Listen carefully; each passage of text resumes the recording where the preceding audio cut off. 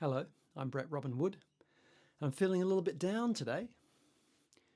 I've got some strategies that I use when I'm feeling a bit down in my spirits, but today the strategies didn't work. And so I thought I'd just name that because there's a whole lot of people selling a whole lot of strategies, some really good ones, to, navigate the tricky and sometimes dark territory of the human psyche, but they don't always work. And it's worth just getting real about that. And that's okay, because if the strategies don't work, there's always poetry. So I'm turning to poetry today. Shakespeare, Sonnet 29. When in disgrace with fortune and men's eyes, I, all alone, beweep my outcast state, and trouble deaf heaven with my bootless cries, and look upon myself and curse my fate, wishing me like to one more rich in hope, featured like him with friends possessed, desiring this man's art and that man's scope, with what I most enjoy contented least. And yet, in these thoughts myself almost despising, haply I think on thee, and then my state, like to the lark at break of day arising from sullen earth, sings hymns at heaven's gate. For thy sweet love remembered such wealth brings, that then I scorn to change my state with kings. I love this sonnet. I love it because it goes there, goes down. The first 2/3 of it are descent, and he doesn't pull punches, he just goes there. The poet is saying that he's out of luck, fortune, things aren't going my way. I'm in disgrace with fortune and men's eyes. I'm out of favour with the norm group. I'm on the outside. When in disgrace with fortune and men's eyes, I, all alone, beweep my outcast state. Have you ever felt on the outside? Outcast? Not in the in-group. Alone. In trouble deaf heaven with my bootless cries, so God's nowhere to be seen. The gates of heaven are shut, and I trouble deaf heaven with my bootless cries, and look upon myself and curse my fate. It's pretty bleak, isn't it? He's not jumping in for some positive thinking. He's not going, cup half full. He's just telling it like it is. There's good news, but first, the descent. When in disgrace with fortune and men's eyes, I all alone beweep my outcast state, and trouble deaf heaven with my bootless cries, and look upon myself and curse my fate, wishing me like to one more rich in hope. Love that line. You know those people rich in hope? They radiate optimism. They walk around like Anthony Robbins. It's like, I want to be like that. Have you ever felt that? I do. I envy that. Wishing me like to one more rich in hope. Because, I'm not there. My mind's not there. It's like a foreign territory over there, this optimism, sense of possibility, and I'm in the muck. Can't get out of it. I wish I could. Wishing me like to one more rich in hope. Featured like him. Good looks. I want to be one of the beautiful people walking around in their active wear. Featured like him. This is envy. Oh. And it's got the poet. It's got the hooks in. I want to be like him, featured like him with friends possessed. I want to be in the in crowd. I'm alone, featured like him with friends possessed, desiring this man's art and that man's scope with what I most enjoy, contented least. I'm laughing because envy really got its hooks into me recently. I tried to get tickets to the Taylor Swift concert, and we're big fans around this house, and it's going to be an amazing concert. But anyway, I didn't get tickets, but I sat in the Ticketek virtual waiting room watching the little circle go around and around all day. Didn't get tickets. That's not why I mentioned this, though.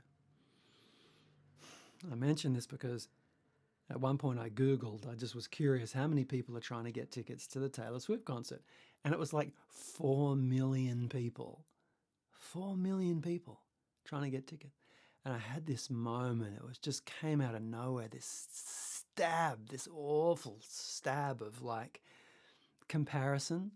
Like I got like 4 people watching some of my videos and she's got 4 million people trying to get tickets. And it's like, and it's kind of silly. I'm smiling because it's silly, right? But it wasn't a rational thing. It was somewhere else and it was very real and it was quite awful. A sense of just so pathetic, what I'm doing in comparison. One of those real comparative things, that's a kind of hell. And that's what Shakespeare's naming here. Right? Wishing me like to one more rich in hope, featured like him with friends possessed, desiring this man's art and that man's scope, with what I most enjoy, contented least.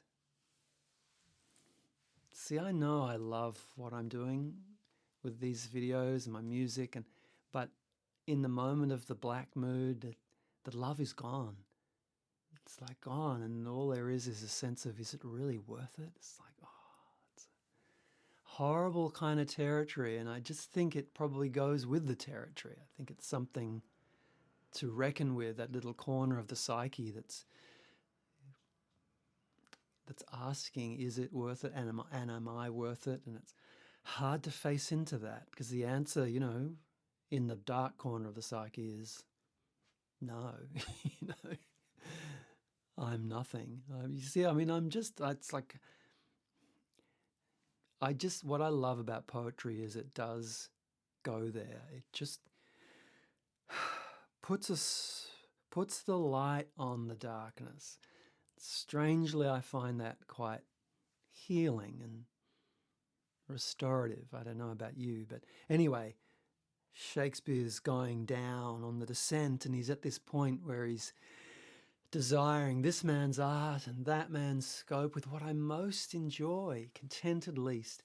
And yet, in these thoughts, myself almost despising, haply I think on thee. And then my state, like to the lark at break of day arising from sullen earth. See, there's the lark sitting over there, right? Just beyond the microphone in the background. I think it's a lark. Let's call it a lark. So I'm in the darkness. I'm in the blackness of the mood. Heaven's gate is closed to me. I'm troubling deaf heaven with my bootless cries. I'm in this dark place. And yet, in these thoughts, myself almost despising, like I'm really on the edge. Haply, I think on thee. Yes, someone comes to mind. Someone who is loved and loves, and love is remembered. And haply I think on thee, and then my state, like to the lark at break of day, arising from sullen earth, sings hymns at heaven's gate. So heaven's gate is closed to me, but the lark sings anyway.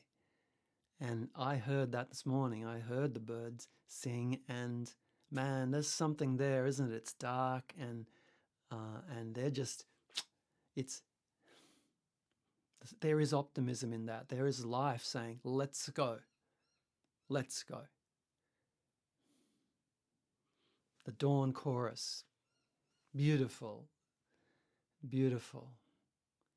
And that lark singing of possibility, of renewal, that's been awoken through the memory of someone loved. For thy sweet love remembered, such wealth brings, that then I scorn to change my state with kings. What a beautiful final couplet, lifting out of the darkness.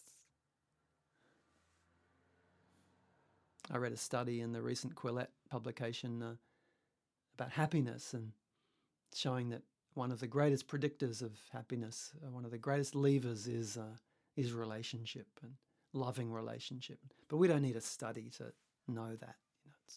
But it trumps, wealth and power and many other measurables. But let's not go into measurement studies, shall we? Because we're in the realm of poetry. For thy sweet love remembered, such wealth brings. Then I scorn to change my state with kings. Sorry, Taylor Swift, I'm not going to change places with you. No, I can't do the tour for you. I've got a good life here, and there's love in my life. Yes. Thank you for being here on this little journey as I delve and use song and poetry to explore how we live in the world and how we might, and what matters, and what some of the interesting places our heart and mind can end up. And I'm just very endlessly curious and appreciative of the power of the poetic to recast sorrow into strength and shed light on the dark places and remind us of the beauty of the world. And I really appreciate you dropping in. Till next time. Bye.